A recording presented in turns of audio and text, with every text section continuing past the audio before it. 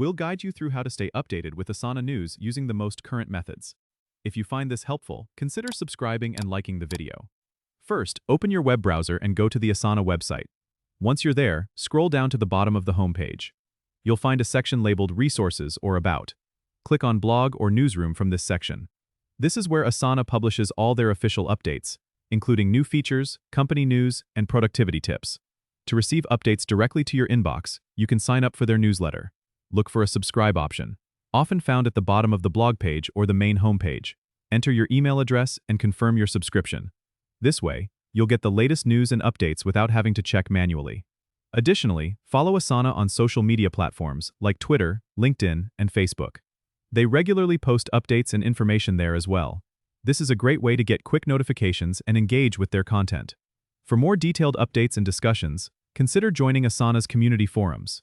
You can access these through the community link on their website. Here, you can interact with other users, ask questions, and participate in discussions about new features and updates. Staying connected through these channels ensures you won't miss any important news or changes. Don't forget to subscribe and comment if this helped you out.